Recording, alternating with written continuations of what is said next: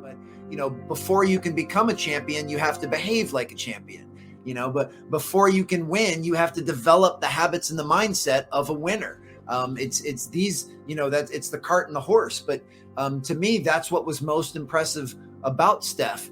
He was putting these things into practice and exercising these types of disciplines well before he became who he was. So it's not an accident that he's such a good shooter. It's simply cause and effect. When you put in that much time with purposeful practice during the unseen hours, and you have an incredibly high standard of excellence, and you hold yourself fully accountable, and you're always working on your craft, and you have a growth mindset, you take all of that together, the perfect cocktail, and you do it consistently. It's not a matter of if you'll be successful. It's just a matter of when. And there's certainly... That was Alan Stein Jr., international coach, motivational speaker, and best-selling author of the book Raise Your Game.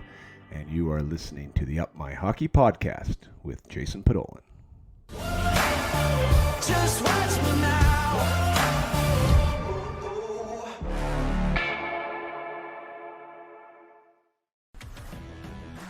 Welcome to Up My Hockey with Jason Podolin, where we deconstruct the NHL journey, discuss what it takes to make it, and have a few laughs along the way. I'm your host, Jason Podolin, a 31st overall draft pick who played 41 NHL games, but thought he was destined for 1,000. Learn from my story and those of my guests. This is a hockey podcast about reaching your potential. Hey there, and welcome back to episode 86 of the Up My Hockey podcast. My apologies to those who are faithful listeners of the podcast. It has been quite some time since episode 85, and it was quite some time before that for episode 84. So the new episodes have been a little bit wanting. So for those of you who are already caught up and have listened to everything and are looking for more, I am going to do better. It has been summer, it has been the off season, and everybody needs a little break from time to time. So I did a little bit of R&R and allowing myself to decompress and to take a little bit of time off while developing my business in the background. So thank you for your patience.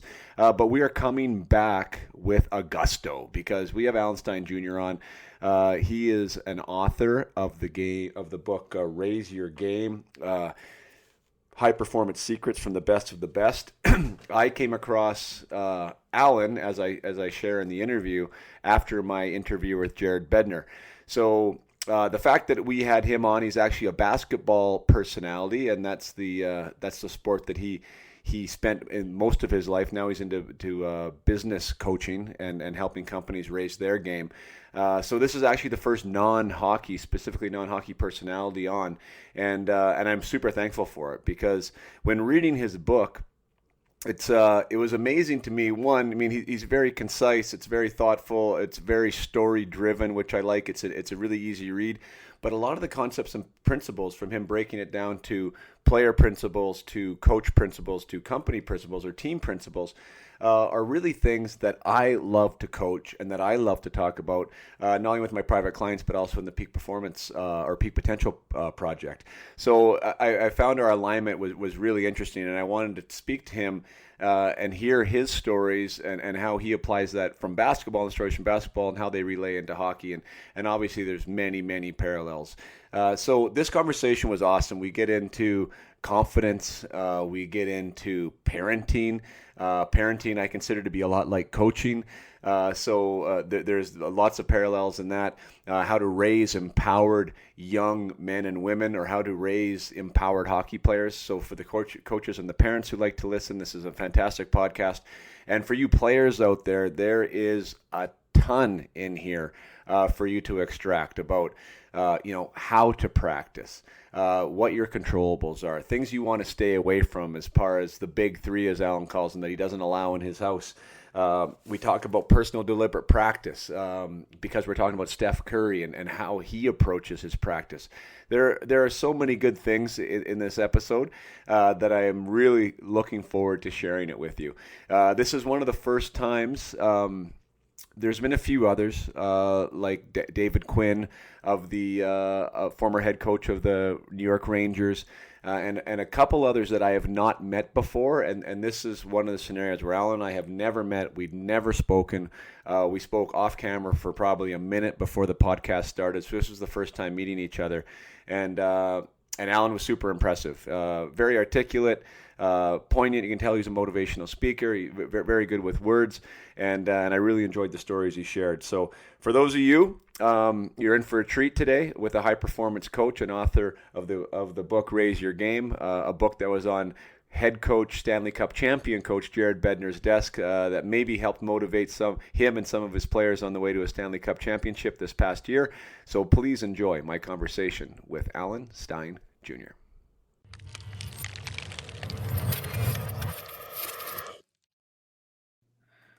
All right, here we are. Welcome to the podcast, Mr. Alan Stein Jr. I'm so excited to be here, man. This is going to be a lot of fun. I've been looking forward to this since we put it on the calendar. So good, so good. For those of you who don't know, I would have mentioned it in the intro, but we are speaking with author of this book, Raise Your Game, a fantastic read. And Alan and I, seconds ago, literally met face-to-face for the first time. And we didn't have any type of preamble, which is kind of the way I like it, because I like to keep things real fresh, and I like to be curious and ask a lot of questions. So I think, Alan, we should probably start with the whole idea of social media and internet can be awful at times, but can also be really cool, and how we actually met. So I'll tell the first part, and then I'll tell you, then you can maybe reach out about the second. But in one of my interviews with Jared Bednar, head coach of the Colorado Avalanche, after the interview was over, on his desk, I saw this yellow, great cover, by the way, bright yellow book that was sitting on his desk. And I said, Betsy, what are you reading there? And so he held it up, and we had a brief conversation about it. And he said he was really enjoying it. Jared then goes on to win the Stanley Cup this year. And I had the book. So, I mean, I definitely bought the book after Jared recommended it.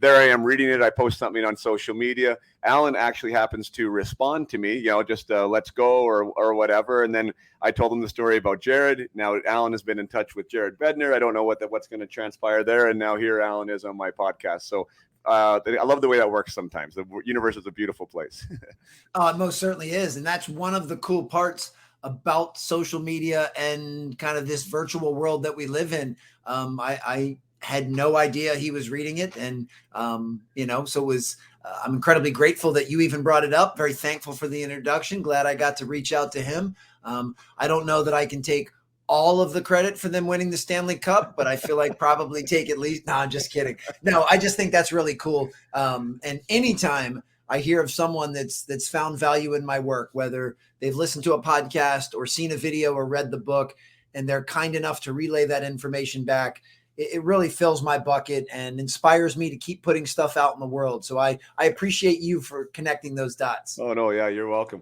That is kind of, and I thought that would have been cool, because for like my listeners, obviously my platform is hockey. So the predominant people who are listening here is that, but there's crossovers, as you know, from business to different sports, and we're always learning from everywhere. And for you to have an NHL head coach, for you to be on his desk, I thought would be pretty cool, because I'm sure, you've obviously rubbed elbows and touched a lot of different people in your days, but being on an NHL coach's head desk there, I thought that would have been pretty cool for you to hear. It most certainly was. And Yeah. One of the things that I enjoy most and am most proud of in my work, excuse me, is that these principles have high utility and you can apply them to any area. Admittedly, I know very little about the sport of hockey from a technical standpoint, an X's and O's standpoint. I think I've only been ice skating once or twice in my life, and it was pretty obvious when I was doing that. So the fact that I can grow up kind of in a basketball bubble and learn strategies and principles from elite level players and coaches, but then share them in a way that someone from a completely different sport in a completely different, in your case, different country, can still find that these things resonate is so exciting to me. And one of the best compliments I ever get is when someone reads Raise Your Game and says, I shared this with my child, or this is helping me become a better parent or spouse, or someone that's in the business world that doesn't like any sports, much less basketball or hockey, and says, oh yeah, I can still use these lessons to become a better sales professional. that's actually one of my favorite parts of the work, is that these principles have no boundaries. They can help us in any area of our life. And, the stuff that I learned through the game of basketball has had a massive impact on not only how I see the world, but how I parent my own children, how I, approach different relationships. So yeah, to me, to hear something like that come full circles is just really, really cool. Yeah, the one blessing I think that for me in growing up in hockey, which is a team environment, I mean, as is basketball, is the idea that it is a team environment. So yes, we're striving for this individual potential greatness, however you want to fit it in, but you need players around you, one, to make you good. You need to bring out the best in those players to have you be at your best. And success is definitely not hinged on one player. And maybe more so in hockey than basketball. Like basketball is a bit of a star-driven sport, but hockey, there's 20 players on a team, and you guys all got to be clicking.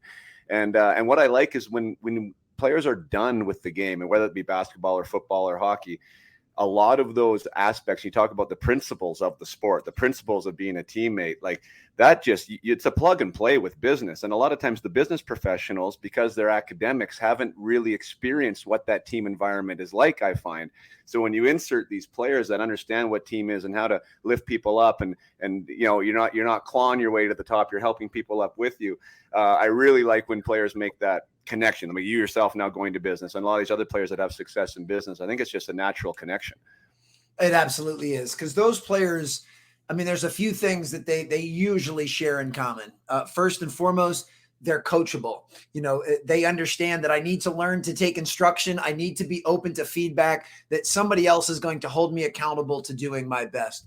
They also understand that while we have a goal, it's up to me to fulfill my role on that team to the best of my ability. And if I do that, and in the case of hockey, my 19 teammates all do that, then it gives us the best chance to be successful. And then lastly, they understand this concept of we over me, that everything we do can't be to my preference, and this team doesn't exist to meet my needs. It's the other way around. The team is going to have a goal and a vision and a mission, and it's up to me to adapt and do the best I can to make a maximum contribution to the greater good. And, there are going to be times where I'm feeling really strong and I need to lend a hand to a teammate to help pick them up.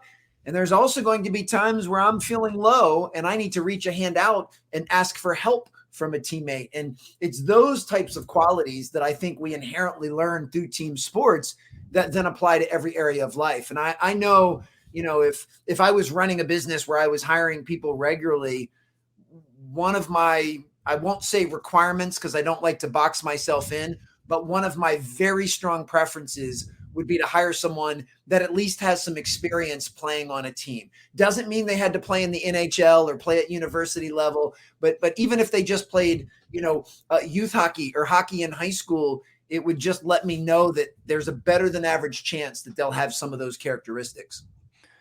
You mentioned roles, and I'm gonna jump ahead a little bit farther in the book when you were talking about team. And it just struck a memory of Brad Larson, who was another head coach that I happened to interview on the podcast, this time of the Columbus Blue Jackets. But he spoke about a time when he was a player for the Colorado Avalanche, and this team was just a wagon, right? Like just Hall of Famer after Hall of Famer. And he was the quintessential role player. I mean, he was a younger guy. He was a fourth line guy. He was what's called an energy player on the team. He was somebody that really embraced that role in his own right, which allowed him to have a long 400-game NHL career, which was amazing. But what he said about that team, which was different than other places, and you'd hit the nail on the head in your book, was the ability of the bigger players, let's say the more star players, the more prominent players, made him feel like he was the most important player on that team. They would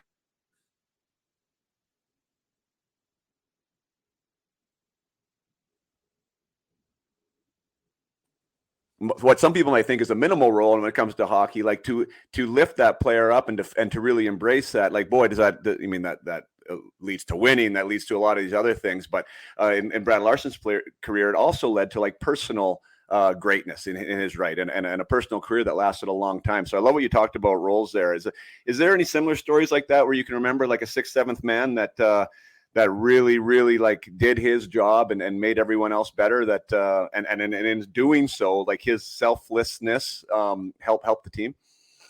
Absolutely. I mean, a countless number of stories. And one of the things I find interesting, for whatever reason, I believe a lot of people hear the word role player and it's almost as if it's got a negative connotation. It's almost as if, you're only a role player. I mean, if we're being honest, only 20 players in the NBA, your LeBron James and your Kevin Durant's and your Steph Curry's, guys that can do kind of a little bit of everything. Outside of your top 20 players in the NBA, almost everyone else in the NBA, the league that I'm most familiar with, are considered role players. The other 430 players in the league have one, sometimes two, very elite skill sets. Now, this doesn't mean that they're awful in other things, but they have one or two things that they can really hang their hat on. They are an elite level rebounder and shot blocker. They're an unbelievable defender and high energy guy.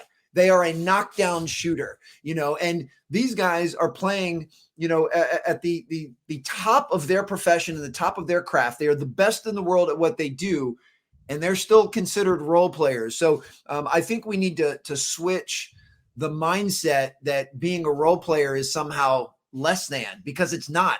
Every organization in business and basketball and hockey and anything in between, the vast majority of people in that organization are role players, and everybody's role is somewhat different. And it's been my experience, having been around some elite level teams, that the teams that get that and the ones that embrace that, and as you just said so beautifully, the ones that have the star players acknowledging and showing respect and appreciation and gratitude for those role players, are the ones that are ultimately most successful. There were two players. So I worked at a very prestigious high school here in the Washington, D.C. area, DeMatha Catholic High School, which currently has over a dozen players currently playing in the NBA. And two of those players, Victor Oladipo and Markelle Fultz, both had kind of a very slow progression to getting to where they are now. Both of which, when they were freshmen in high school, played on the freshman team. Both then played on the JV team as 10th graders, and neither one of them were the stars of either one of those teams. And then over their junior and senior year, when they made the varsity team and continued to develop and get better, then they started getting some recognition to play at the college and university level, and then had very good careers at Indiana and Washington, respectively, and then became first-round draft picks in the NBA. But for most of their playing career leading up to that, they were role players. And in today's day and age, if you were to look at most American-born NBA players, most of them play varsity their entire high school career. Like, they're just so good at what they do. They usually don't have these stepping stones, but both of those players did. But they trusted the process. They respected the process. They understood that development is what's most important, and it's what allowed them to, do what they're doing today. And I love those stories. And actually, I want to touch on, because I know you have a couple really good, personal insights and experiences with the likes of Steph Curry and rest in peace, Kobe Bryant. And although they are stars now, and Kobe was, I think, 9th overall or whatever, but they weren't the chosen ones either. Like they weren't that, the LeBron James of the world, right? Like, and I love that aspect, because a lot of times we have this fixed mindset about these stars that they are just better than us, or they are just better than everybody else. And I love when someone has firsthand knowledge like yourself that can explain to some of these younger players, like my audience, that no, there's a process here, right? There's a process to get better. And I totally want to touch on that. But the one thing I want to go back to is you talking about parenting. And I thought that was an interesting thing, because you and I I have 3 boys, by the way, and my boys are 12, 13, 11, and 9 right now. So they're in competitive as all can be, of course, internally, you can just imagine. Nobody wants to give anyone an edge. I'm like that myself. My wife is very competitive in her own right. So our household is sort of one everlasting competition. But in saying that, I want them to beat me. And you said in your book that you don't let your kids beat you at anything. Can you maybe talk about that a little bit in your own words and explain to some of the listeners out there, which I think is so crucial right now in this day and age? And maybe we'll touch on that, but like the the character or the personality of today's athlete, I think, is different than it's been in a long time. And I think that's what you're trying to teach your children. So please share. Yeah, be happy to. So we're not that different as far as children's age range. I have twin sons that are 12 and a 10-year-old daughter. So we're still kind of grouped in the same, Right. I guess, same age range, if you will. And my children have played a variety of different sports. They've done some individual sports, some team sports, a variety of different activities. But at present, all three are pretty fixated on basketball. And that's not through any forcing of me. I just want them to find stuff that they enjoy doing, but they've just naturally gravitated towards that. And I'm thankful. It's a nice bonding experience that they're, taking a liking to something that I'm so passionate about. So that part's pretty cool. But yeah, even when they were young, I've always had this philosophy of never conceding and letting them win.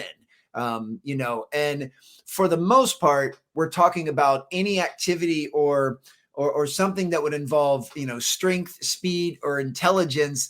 Like I would say to them, I'm several decades older than you. I've got some strength and some power and some, hopefully wisdom that you just haven't accrued yet. So the fact that I can beat you is not an admonishment to you. I'm not saying that to diminish you.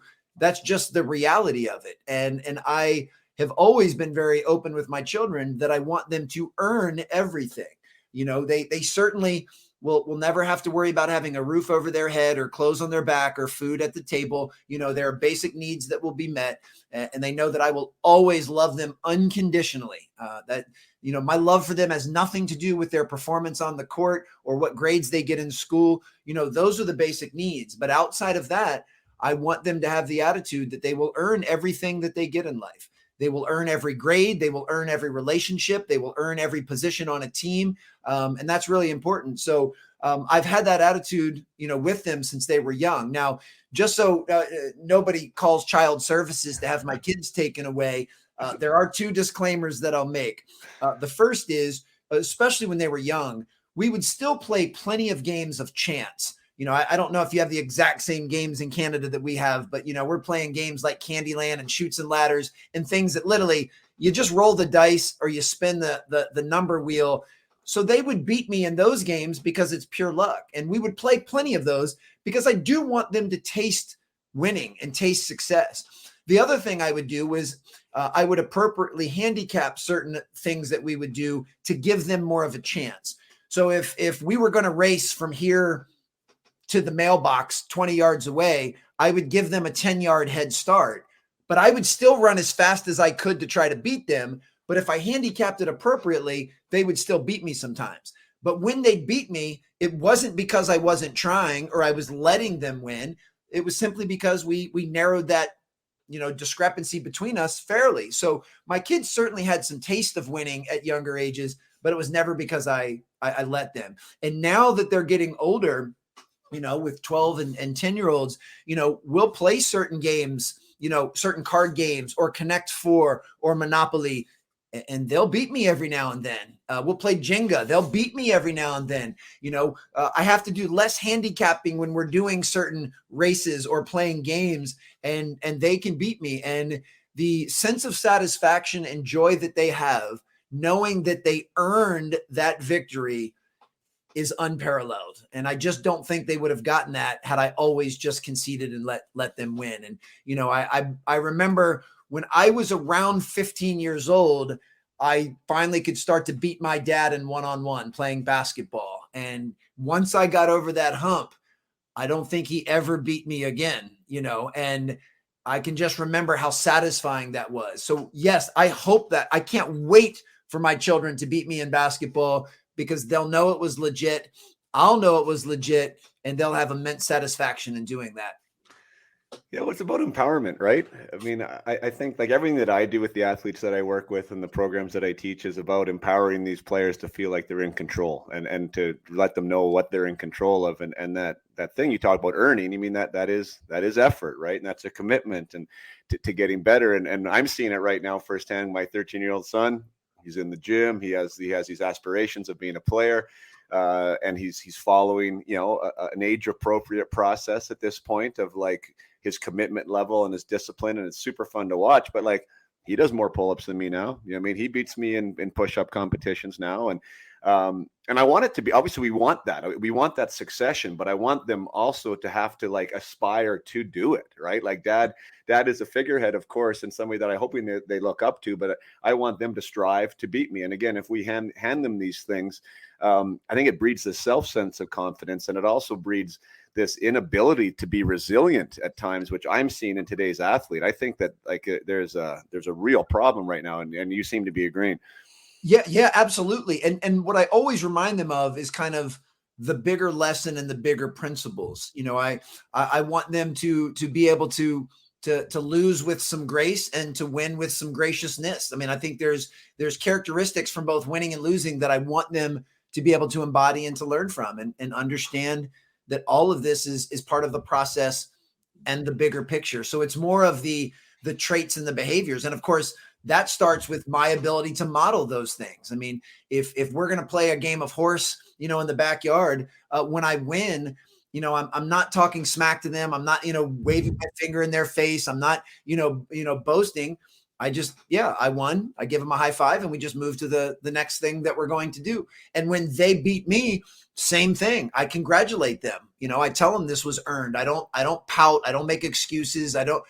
So I want them to understand both sides of that, because on some level throughout life, in all of the different areas of life, we are going to win and we are going to lose pretty consistently. And it's how we handle both of those things that I believe define our character and define how we'll move forward. And I remind them of those. There'll be some times where we'll play something and I'll eke out a close victory, and you know, they're visibly upset, and I put my arm around them and let them know, hey, you know, this is only temporary. Remember how you feel right now, because at some point you will beat me, and boy, you're going to feel the exact opposite of this. And you have to experience some of the heartache and disappointment of losing to really relish and enjoy the winning. I mean, you have to have both sides of that coin. One of them can't exist in a silo. There's no such thing as winning unless you have losing. And I want them to experience that. And I also want them to think big picture.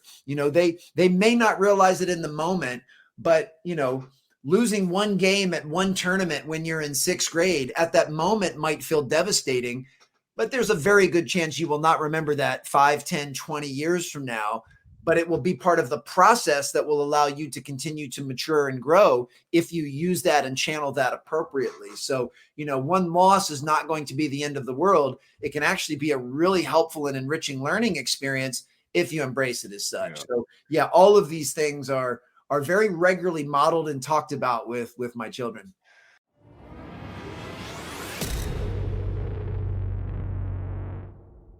Take a short break from the conversation with Alan just to remind you that the Peak Potential Hockey Project is available in 3 different ways. This is my 4-week mindset course that really helps you raise your game. There's no pun intended there, as Alan's book is intended to raise your game, and a lot of the principles in Alan's book will help you to do that. And I highly recommend that you read it.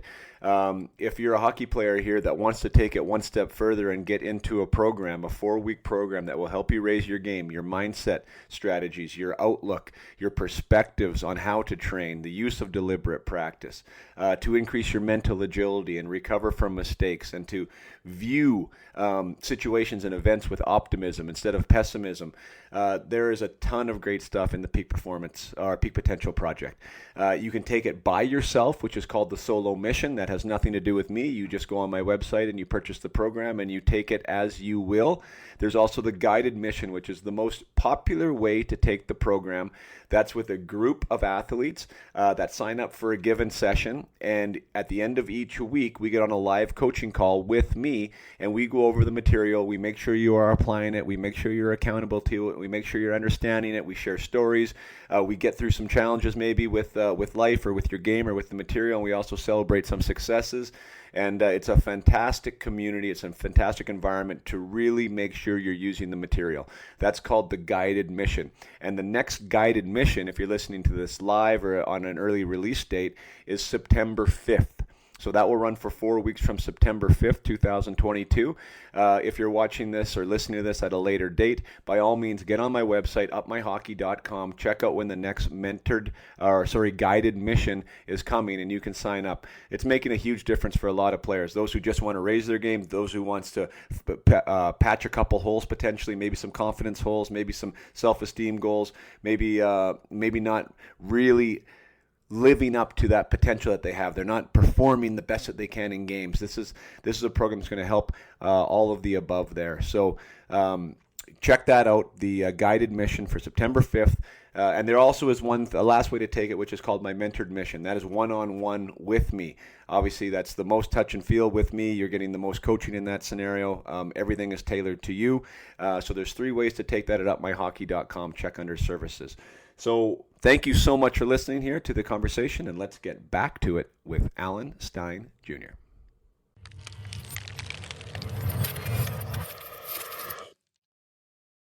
Yeah, there's a maturity, and one thing I was going to say, there's a maturity to grace and to humility. I think, well, I don't think, I believe I know that, and sometimes even as adults, we don't get it right. And I mentioned how competitive my boys are, and that's one of the things that I've told you, it is a cornerstone in our household that we value competitiveness. I think I think it's a great trait to have, and I think you almost can't have too much of it. There is a time though where it does spill over, and now you're having unbecoming behavior, right? That isn't healthy, and it isn't team oriented.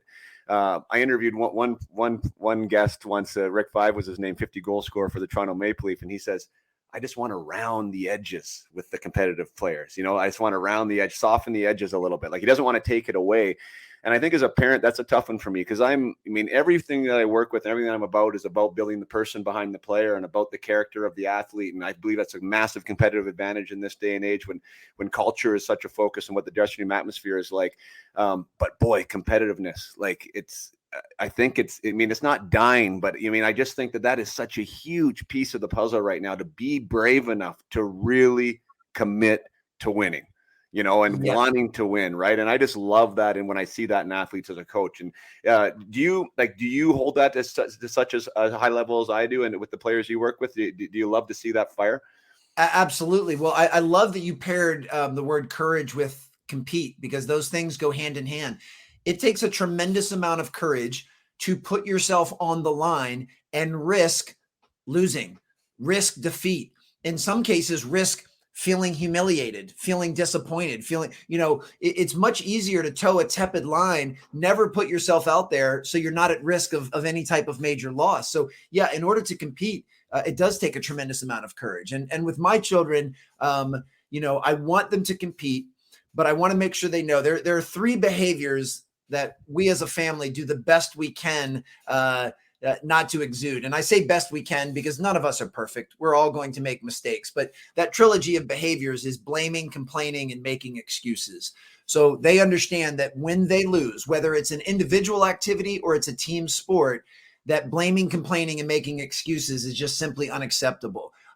Doesn't mean that whatever they're saying is not valid, but it's unacceptable because it's not going to make things better. It's not going to improve the situation. It's not going to turn that loss into a win. And when you're a part of a team, those 3 things can really gut you like a cancer. When you lose a team sport, a game like hockey or basketball, and you start to point the finger and blame somebody for missing a shot or for turning it over, or you make an excuse about the ice or the court was slippery or the referee, those types of things, I don't allow those things to fester. I try and model and teach my children to have an attitude of extreme ownership, hold themselves fully accountable. While they're not in charge of what their teammates do, they have decided to be a part of something bigger than themselves. And with that comes the understanding that you are going to rely on others for group success, just like they're relying on you.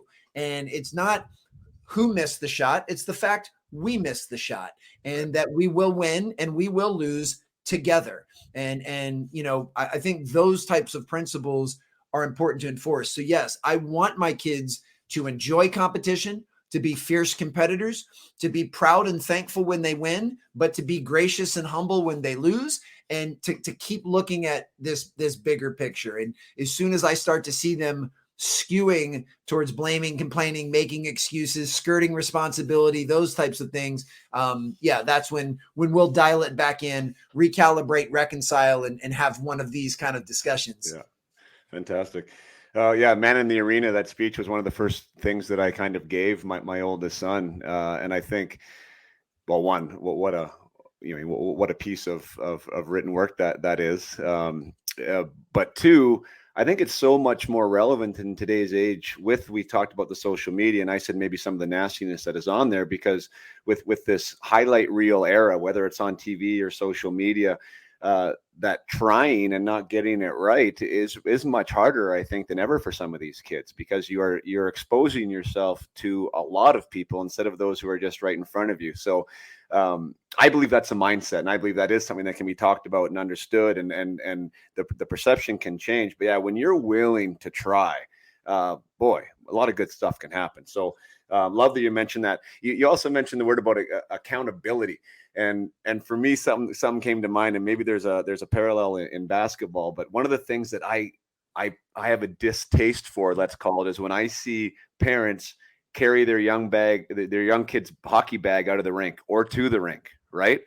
And I mean, little Johnny's 8 or 9, and yeah, the bag's going to be heavy, but he can definitely hold it. Like, it's not like he can't. He's not incapable of it.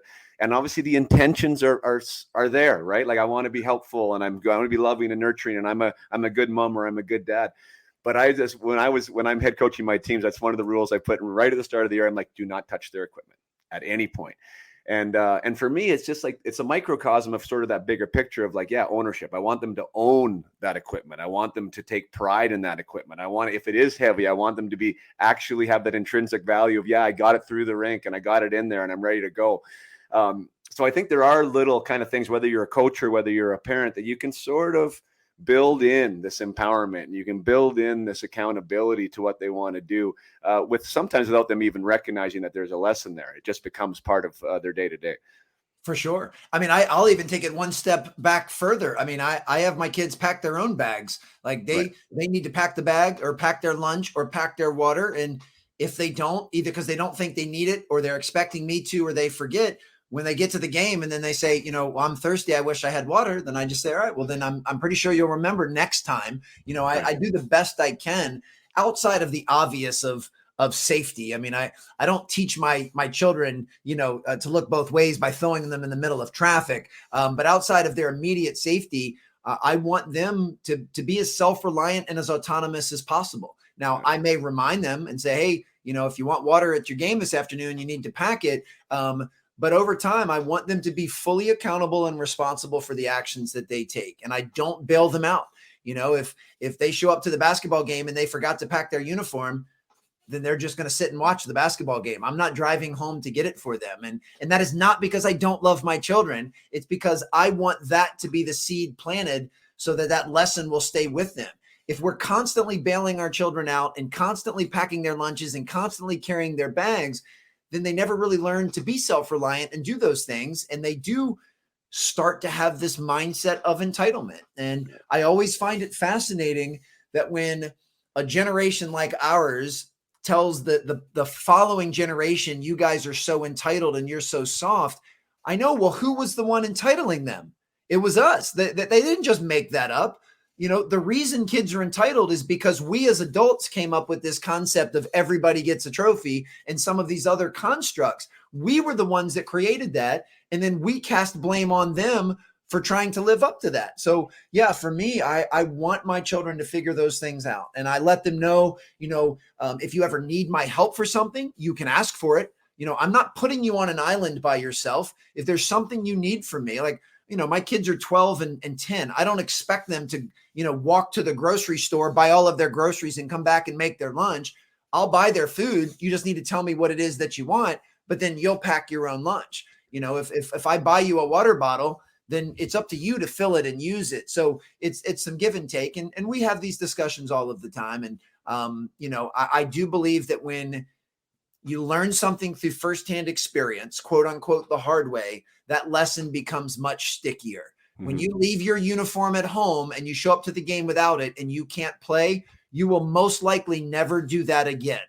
But if I drive home and get your uniform for you, there's a good chance you'll keep doing that until I stop. So for me, that's just always been part of my parenting philosophy. And I say all of this with a huge smile, because I'm not a drill sergeant. I'm definitely not an angry guy. I love my children immensely, but I'm doing this because that's the type of person that I would love to see them grow to be. No. Now, if we, so we're talking about our kids and our children, our philosophies, and now you're in the business world, but you were working with athletes for a good portion of your career. Like when we're talking about collegiate or even the pro level athlete, it's more of the same, is it not, as far as the performance gaps are concerned? Just on a little different level. Like how would that look like for you? Like when you get hired to work with an athlete, what were they hiring you for? How are you helping them? So when I was in the basketball training space, I mean, for the most part, they were hiring me to improve their athleticism, their mindset, their bulletproof their body against injury. Most of it was physical. But then I slowly started to realize that the mental is what unlocked the capabilities of the physical. So I very quickly learned that those two things were hand in hand. So I would work on anything from, how they would strengthen their core and become more explosive and improve mobility in their ankles, to how they could learn to stay focused and be present during the game. So I would kind of do both of those things. And, for me, really the only prerequisite was someone that was coachable, someone that would be open to instruction, open to feedback, was going to have a good attitude and give their best effort. I was never concerned with what level a player was, in fact, the NBA guys I've had a chance to work with certainly get most of the notoriety, but the overwhelming vast majority of my work was done at the youth and high school level. I mean, if you were to count up all of the hours that I put in the 15 years that I worked in the basketball training space, 95% of them were with youth, middle, and high school age players. And that was by preference. Like I enjoyed working with that age because I enjoyed being a role model for them. Very similar to all of the things we've been talking about from a parenting standpoint. I mean, This was well before I had children, but these were the type of principles that I wanted to impart on these young people. And pouring into young people is something that's always been very important to me and something I've always enjoyed doing. So yeah, I specialize mostly at that age. And, parents would hire me for a couple of reasons. One, just for the sheer strength and conditioning and performance expertise that they didn't have. They didn't necessarily know how to safely train their kids. But two, they understood the power of an outside voice. They understand, and I understand this now as a father myself. You can tell your children something over and over, but they're always going to look at you through the lens of, well, that's just my dad. What does he know? He's my dad. Doesn't matter how accomplished we are in our professional lives. Their view of us will always be tainted, understandably. So these parents would say, hey, I've been telling my child he needs to do this, this, and this. He doesn't listen to me, but he'll listen to you. And we would always have, an exchange, a friendly smile and wink and high five, because I get it. And same thing. I mean, we hire a basketball trainer to come over to work with our children in basketball. Is that because I don't know the game and can't teach them? No, of course not. It's because I just want to keep my dad hat on, let somebody else pour into them. I do some drills with them and play with them and have some fun, but I also want them to learn to take coaching and teaching from an outside voice. And so that's worked out really well. And I think actually improved our relationship, because then I can talk to them about the workout they just had with their coach or their trainer. And it's a really nice bonding experience.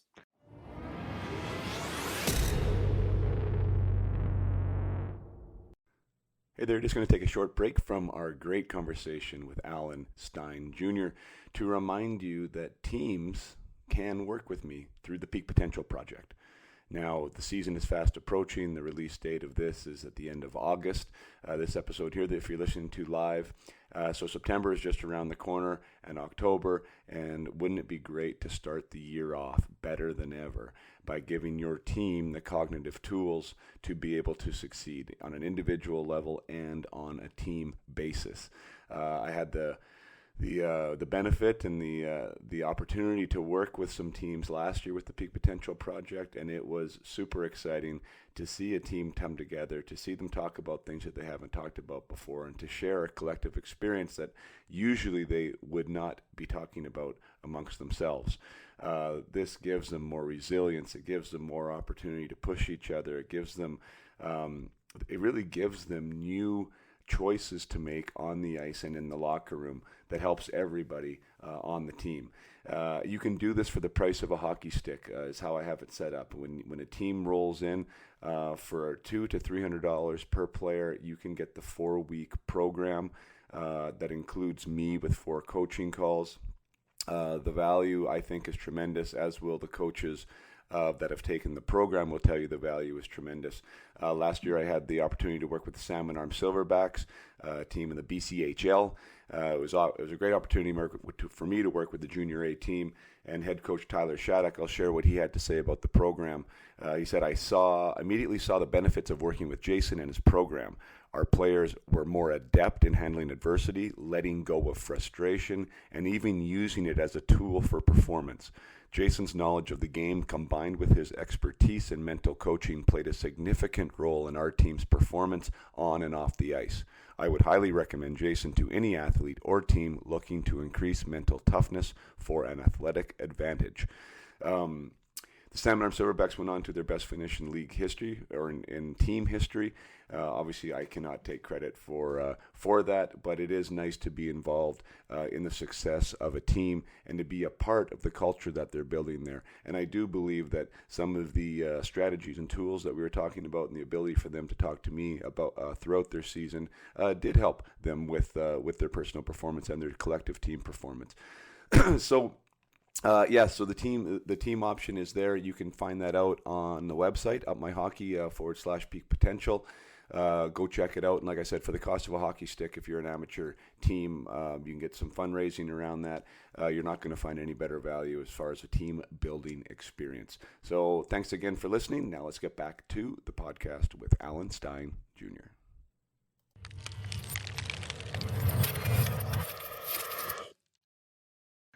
You use that word coachable, and anyway, I think humility goes hand in hand in that. And I reflect on my career, because I was at a younger age kind of one of the chosen ones, right? Like, that was better than everybody and grew fast. And I was a high draft pick, and I didn't know it at the time, because I didn't know the lingo, but I had a fixed mindset about my talent. I was a really, really hard worker. Like, I would work in the gym, and I mean, there'd be pools of sweat in the floor, but I never opened up that box of how good can I get? Like, what can I extract from what I have?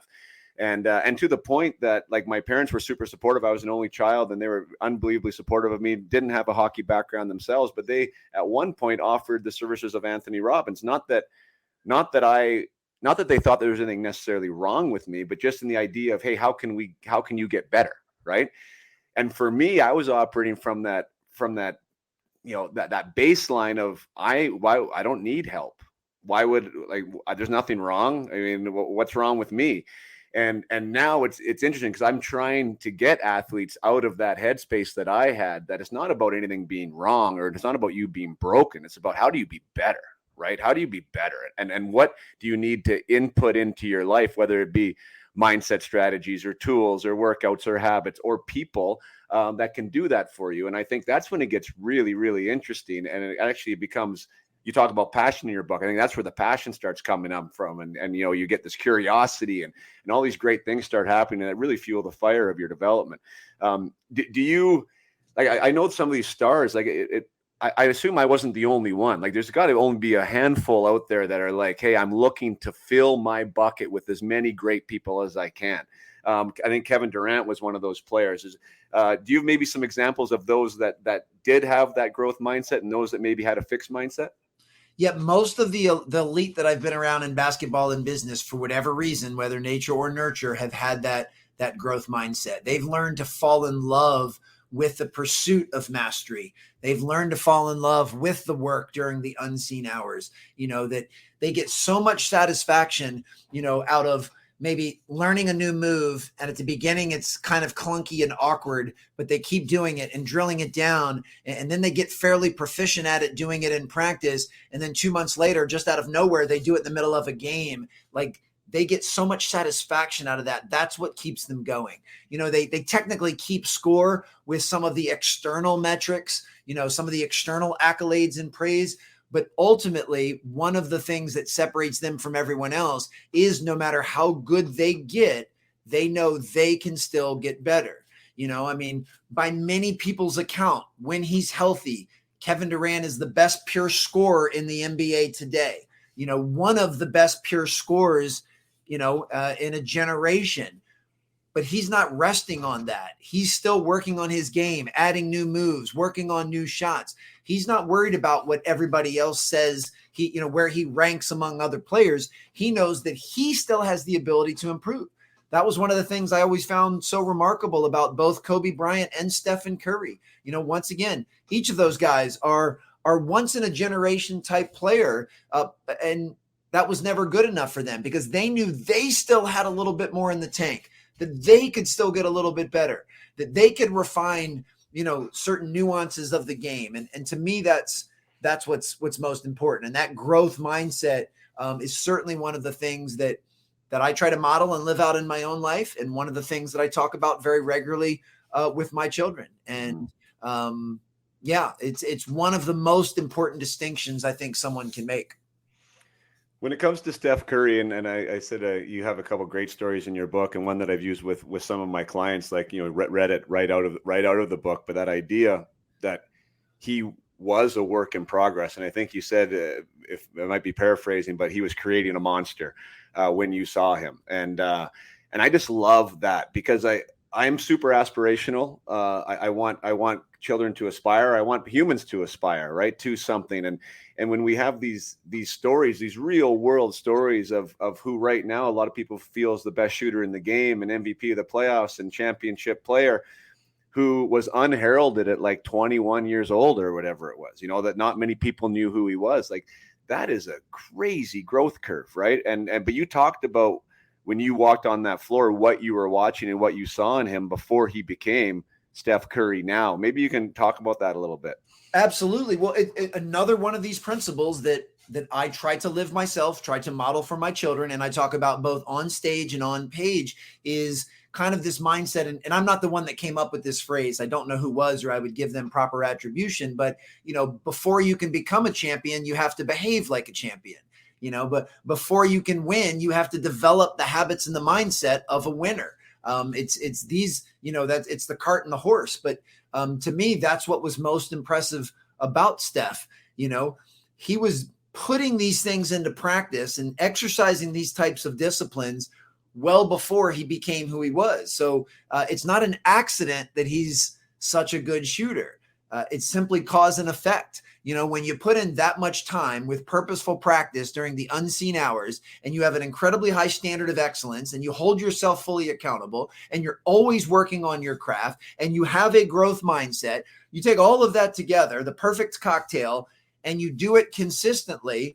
It's not a matter of if you'll be successful. It's just a matter of when. And there are certainly some other variables. I'm not implying that even if my children did exactly what Steph Curry did, that they would grow up and be the best shooters of all time, and can't even promise that they'd make the NBA. There's so many other factors. But those are controllable factors. And those are things that I let my children know, because all three of them have expressed to me that they have the goal of playing college basketball. That's not something I told them they should have that goal, or that's what they've told me. So what I am constantly reminding them of, and this is a quote that I actually have shared in the book, and I'm very proud to say is hanging up in the training room of the Penn State football, are the habits you have today on par with the dreams you have for tomorrow. So I to sound less motivational, I say that to my kids and just say, are the things you're doing today in alignment with being a college basketball player? With what you just chose to eat for lunch, did that take you closer to being a college player or further away? I notice it's a beautiful day outside and you've been staring at your iPhone for an hour. Do you think that's taking you closer to being a college player Or would maybe going outside and working on your handle or working on your shot, would that take you closer? And I don't say any of this to guilt them. I don't say any of it to make them feel bad. They have the right to make their own decisions. And I've told them, if you want to sit there and play on your phone for the next 2 hours, knock yourself out. But at some point, you will look back and say, I wish I would have taken that opportunity to work on my game or get a little bit better. And the chances are that crossroads will occur when you don't achieve what you've been trying to achieve. When you get to the point that you can't play college basketball, you may look back and look at all of the opportunities that you could have gotten better and you chose not to. And we all have those, by the way. That would not be anything unique to them. And I'm not saying this to position them in a place where they're trying to second guess everything. I want my kids to be kids. I want them to have fun. I want them to enjoy life. But I want them to know that the more votes you can cast now for being a college player, the more deposits you can play now, the greater the likelihood that will come true. Doesn't guarantee it, but it puts you in the best position possible, especially considering that because they have half of my DNA, my children will be average size of average athletic ability. They're not going to have the physique of a LeBron James or the athleticism of a Russell Westbrook. So given the fact that you're going to be at best around my size and my athleticism, then you better be highly skilled, be an incredible teammate, an unbelievable leader. And the good news is those are all things that you can work on. So you don't have to blame, complain, or make excuses that you weren't born with LeBron's physique. You can actually take the time to work on those things to give you the better chance. And that's all that I hope for them. So I remind them of those things all of the time. Is what you're doing now taking you closer to the goal that you've told me you have? And if you choose to change that goal, if 2 years from now you say, you know what, I don't want to play college basketball, I want to do something else, that's totally fine. But these same principles will apply. It won't change a lick.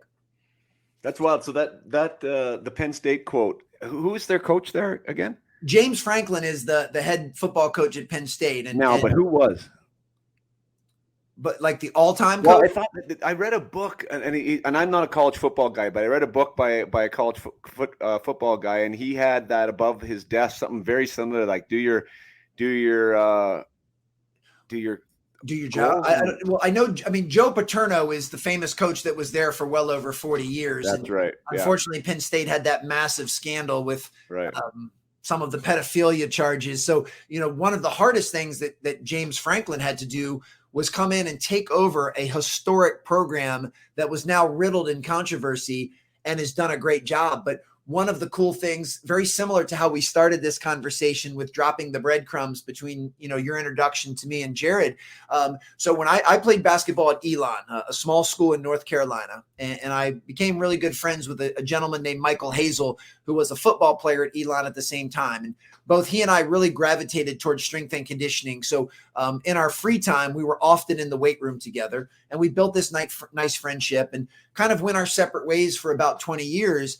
And then 20 years later, he's the personal assistant to James Franklin at Penn State. He had kind of been following me from afar on social media and read Raise Your Game and gave it to Coach Franklin. Coach Franklin thankfully really enjoyed it and said, we'd love for this guy to come speak to the team, and had me come speak to Penn State football. And they put that quote up, which was a tremendous honor. I mean, the players run past it every single day that they have practice.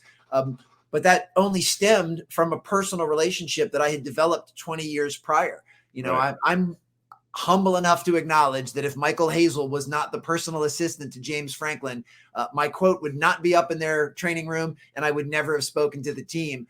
But that's just kind of a power of relationships. So I think stories like that are so cool. No, it's fantastic. Yeah. And I was just, it was Urban Meyer. It was an interview I heard with Urban Meyer that had something similar to that. And I stole it from him or from you. I'm not sure where it originally came from. And I've been talking to my players about, do your thoughts, words, and actions align with your goals and dreams? Exactly. Obviously very similar, but because I'm into the mindset category, like it is, what are you thinking about? How are you speaking to yourself? And what are your actions telling about those goals and dreams?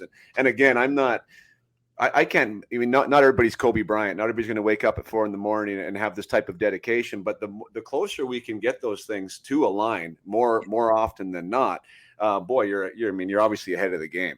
For sure. Well, one of the things that I love about that equation is I say, okay, you've got your habits and you've got your goals or your dreams. And as you just said so masterfully, those things need to be in alignment, because if they're not in alignment, then one of them needs to change. And this is what I always say with a huge wink and a smile. You either need to improve your habits and your mindset, or you need to lower your goals and your dreams. And usually when I say that, people are like, no person in their right mind will ever consciously lower their goals and dreams. And, oh, never mind. I don't want to be a college player. I just want to live a life of mediocrity. I mean, it sounds funny even saying it. So we've pretty much agreed that no one wants to change this half of the equation, which means the only thing that can be changed now are the habits and mindsets. And that's what needs to be leveled up. So I tell my kids all the time, if you want to be a college player, you need to start behaving like a college player now. And everything you do, just ask yourself, is this taking you closer to that goal or further away? When you're tempted to stay up late at night playing video games, ask yourself, would getting a good night's sleep take me closer to being an elite athlete or further away? And the beautiful part is when you make it somewhat binary and you start asking yourself these questions, the answers are blatantly obvious. In fact, I think it's Nick Saban that was the head football coach for Alabama football, an absolute dynasty, is the one that always says it just takes what it takes. He's like, when you want to be an Alabama football player, it's actually fairly simple, because you don't have to ask yourself the dozens of questions that normal people ask themselves, because you already know the answer. You don't have to ask yourself, should I stay out late drinking? Because the answer is no, you can't do that if you want to be an elite level football player. You don't have to ask yourself. So I actually like that. Life becomes more simplified when you get crystal clear on the goal you're pursuing, because it brushes away all of the nonsense. And now here's the path to get there. Yeah. You mentioned when you're talking about Steph there, like the personal practice, and I actually did a video about it yesterday, and I talked to the players I work with, and I also like working with the younger age groups, just because when I'm on the ice doing practical stuff, well, actually, and in the mindset realm, just because you can literally see them getting better, like in a session, there's so much improvement that happens there, and it's so fun to work with that age group. But I told them, I said, one line that I like to use is that it's not what you do, it's how you do it. So, speaking to another coach, I do believe that there is, some coaches have better drills and have better instruction and, what they are doing. Of course, that there's an element of that. But when you put everybody on the field or everybody in the gym or everybody on the ice doing what it is they're doing, there are going to be some that do it differently, right? Yeah. They personalize it. They have a different level of intention, a different level of deliberateness. And those are the players. And I was trying to get that, when I'm speaking with them, I'm like, that's your choice. Like, that's how you show up and that's what you're going to do. And that's what I loved about your story about Steph when I read the book, is because everyone on that court was doing the same thing. But Steph took a way different level of commitment to what that was. And he applied it to him and his game and what he needed. And of course, the proof is in the pudding. So I believe that stuff can be taught. And I believe conversations like ours and sharing these conversations and, my program and your book and stuff like this can help these athletes get that, because that's a light switch moment that can really increase that drive to get to your potential, which is one thing that I love when players are seeking. Absolutely. No, it just comes back to the basics and the fundamentals and a handful of core principles done consistently with the best effort and the best attitude possible, paying close attention to what you do during the unseen hours when no one else is watching, and kind of sticking to that. I mean, I'm a very simple guy, and I don't say that to diminish myself. I say that with a tremendous amount of pride. I live by a handful of core values and principles, and I do my best to repeat them consistently and be very genuine and authentic in doing so. And that's it. I don't try to overcomplicate things. In fact, the older and hopefully wiser and more mature I get, the more I'm trying to simplify things. So, I'm at the point now to what you just said. I'm not necessarily looking to add more tools to my toolbox. I'm looking to get much more proficient and effective with the tools I already have. I don't need to lug around extra tools. That's just extra work. I need to make sure I'm getting the most out of the ones that I have. So as I've gotten older, I've learned to let go of things, and pursue self-actualization, not through an accumulation of more, but in getting rid of the things that are just completely unnecessary and just living my life by these core principles. And I find that both empowering and liberating. Sure. Yeah, I know. And the idea that, you know, our intention and our focus, which is at such a deficit, I think right now with the screens and everything else, right? Like how we can control and teach these young people to control their attention and their time is a massive asset. I want to get back. I know we're short on time here, and for me, for whatever reason, it's just sort of been on my mind lately. And we touched on a little bit earlier with the ability to be courageous. And Michael Gervais, I'm not sure if you're familiar with his work or not, but he calls it FOPO, and I've stole it in my program. And the fear of other people's opinion and how that can be so debilitating for young athletes and anyone really striving for anything. How do you treat that, or how do you, like, what is your answer to fear of others' opinion when somebody has this confidence issue about failing or about looking bad or about trying and what the results of that might be? Do you have any kind of a game plan with that? Well, first and foremost, and this goes for everything that I've shared so far in this conversation, everything that I share on stage and everything that I share on page, I'm not coming from a place of mastery.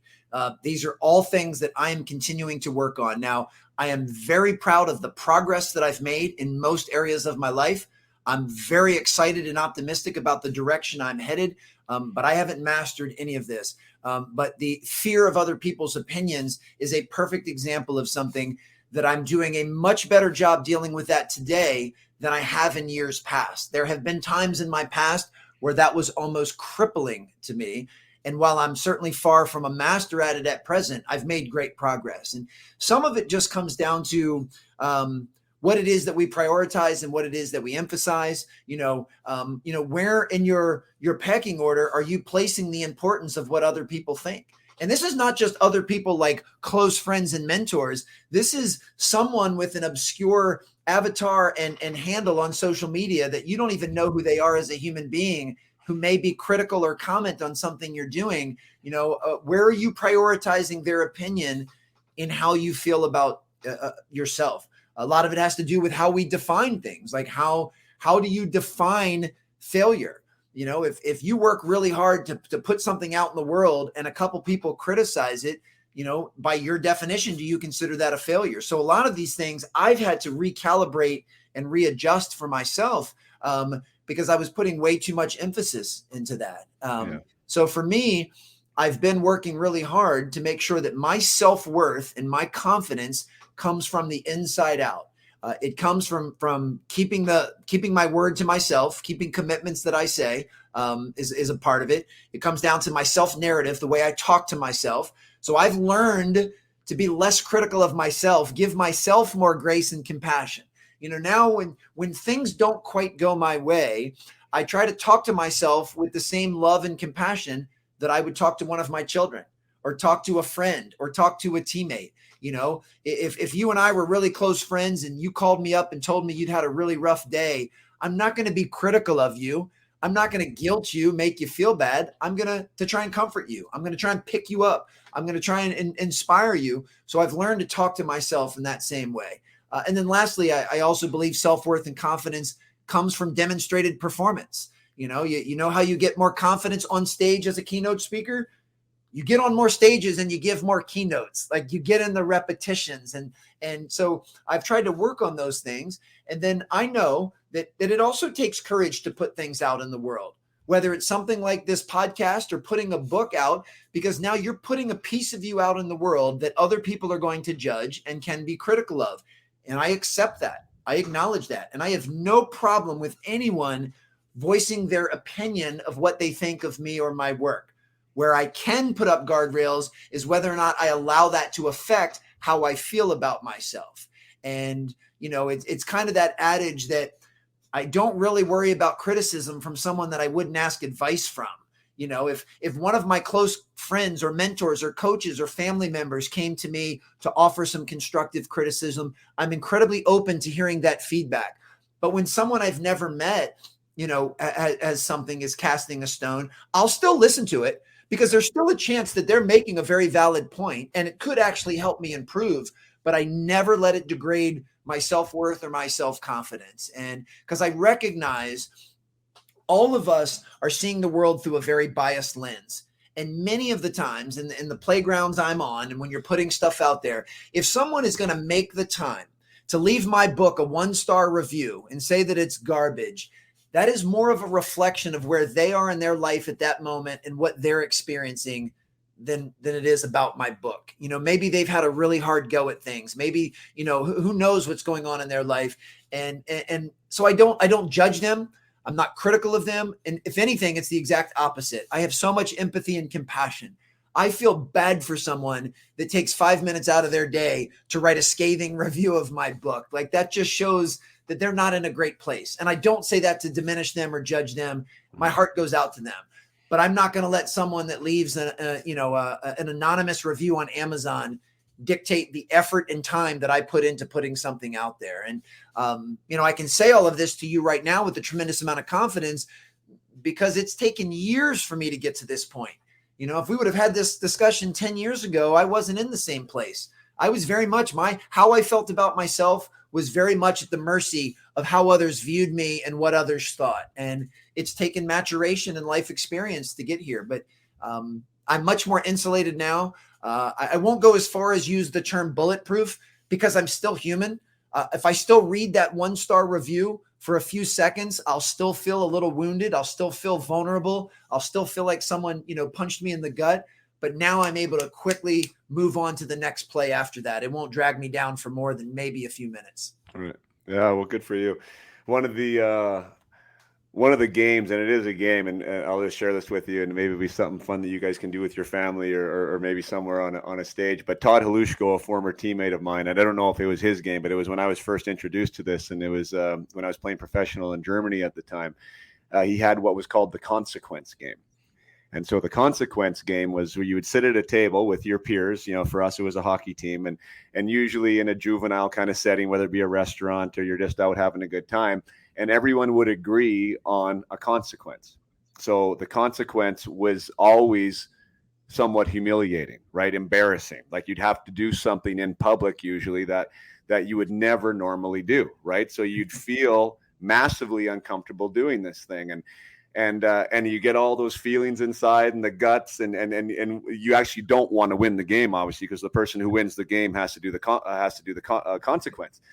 So, anyways, I've taught this to some of my players, and obviously, I mean, you can or you can't do it, but the idea is obviously that we take each other, we take ourselves really seriously, and some more than others, right? That we don't want to look bad. Like, we actually insulate ourselves constantly with trying not to look bad.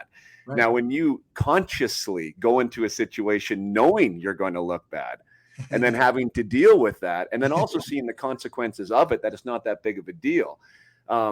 I find it actually quite remarkable on some of the impact it can have on people. So anyways, and you can make up your own consequence, whatever those things are, but and the collective has to agree to it. But you will see people sweat in this, right? Like, and really crumble in front of your eyes sometimes, like how much we protect this idea of ego and who we are. So it was a fun way to kind of get over it and not take ourselves so seriously. And again, on the sporting floor, on the ice arena, I mean, we definitely have to be willing to look bad sometimes and play big, right? And to take that shot. So anyways, maybe that's a good way to finish. I want to protect your time and respect it. I know you said 60 minutes. I really am grateful for you taking the time, speaking with somebody you've never heard of before. I have no idea about my program or my audience. So I really thank you for that, for trusting me and enriching my audience with your knowledge and with your experience. So thanks so much, Alan, for being here.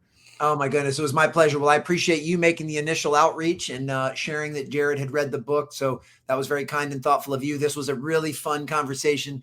I hope you and your listeners enjoyed. Awesome.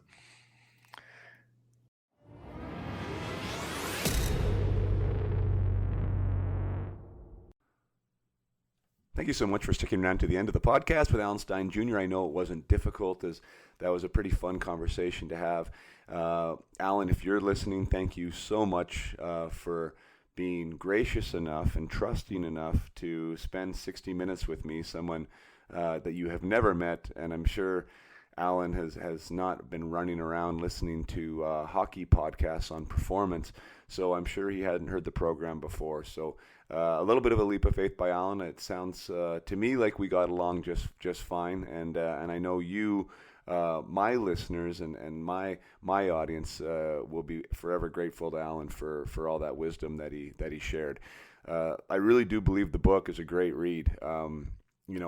Oftentimes when people have authors on, they're expected to talk nicely about the book, but this book is really well done. It's concise, it's story driven, it's an easy read that is quite impactful, and even but from the way it's broken up, from the player to the coach to the team aspect in the three parts, I really did enjoy it. So if you're interested in how to increase performance, whether you're a parent or whether you're a player, I suggest you pick it up. And for the players out there who are listening right now, reading books, like, this has become the age of the dinosaur, it seems like, for the players that I've been talking to and the players that I work with. Reading isn't something that really seems to be going on too much. Now, I don't care if you read or if you listen to an audiobook, but I do think that there is so much knowledge out there from people with experience that can help you grow your game, can help you shift your mindset. Now, of course, that is what I do with players and with teams, and I'm grateful for the opportunity to work with them. But there's not a monopoly on this stuff, right? Like, the more voices you have, the more opportunity you have to pick up something that you can add into your toolbox that's going to help you perform to a different level or have a different insight. Like, you should be pursuing it. And again, it shouldn't seem like work. Like, this book to me isn't work. It's an easy read. I enjoy reading it. And there are others out there. Autobiographies are also a great one for athletes. Find one of your heroes and read a book about them, what they went through, how they fought through challenges and what their challenges were. Not only do you understand who your idol is a little bit better, but it also will give you inspiration when there's times of difficulty or when you need to reach a little bit higher or raise your standards or whatever the thing may be. Alan speaks a lot about self-awareness, and I'm a huge proponent of self-awareness around as well. That's the number one thing he writes in his player section of the book. And I believe a self-aware player is now a more empowered player because you have different choices in front of you that you're able to make. When you can look in the mirror with honesty and you're able to evaluate yourself in the moment, there's a whole lot of choices that we have to make that otherwise were unavailable to us. So that's the number one thing for me. And when I talk about the Peak Potential Project, that is what I am talking, and that's what I'm gifting players. I'm giving them the opportunity to be self-aware. And in those moments of self-awareness, whether it be on the practice field or whether it be on the ice surface or whether it be in times of distress or in times of negativity, we are now able to make different choices. And we can increase our value to our teams, to the associations that we're in, and to ourselves as hockey players trying to get somewhere, trying to achieve these great goals and these great dreams. So I know I talked about it this podcast quite a bit, but the Peak Potential Project is an ongoing session. It's something in the mentored mission where I work with players one-on-one individually. That can happen at any time. The guided mission is one that rotates through about a 5-week process. September 5th is the next start date for that. And there's also the solo mission, which you can take by yourself. I'm really excited about promoting this program because I've seen the results, whether it be collectively at the junior A level with 20 athletes, or whether it be collectively at the Atom level with 15 athletes, or whether it be individuals that come together in the guided mission from all 4 corners of North America in all different age groups that can get so much value from this course. I really am thankful that I was able to put it out there, that I was brave enough to do it, and now I'm seeing the results, that this stuff just doesn't get talked about enough. It's not delivered to athletes in a way that they can I don't know why it's not there or what's not working, but the fact is that this 4-week program works. It gives kids confidence. It gives players the ability to look at themselves differently. It empowers them to handle their development on their terms and to confidently walk into situations knowing what they're all about, what they want to do, and what it's going to take to get there. And when those lights turn on, boy, that's fun for me as a coach, and I know it's fun for parents to watch too. So once again, thanks for listening. Really appreciate your guys' support with the podcast. I hope you enjoy the conversations. I'm going to be being more regular here in the next little while with delivering these to you. Get back into a little bit higher frequency of production. We are getting back into hockey season after all, and it is my way of kind of giving back to the hockey community, because it's a lot of fun for me to do, and I know there's so many lessons in there, and I have gotten lots of messages and thank yous from you guys for putting it out in the stories that we share. So until next time, play hard and keep your head up.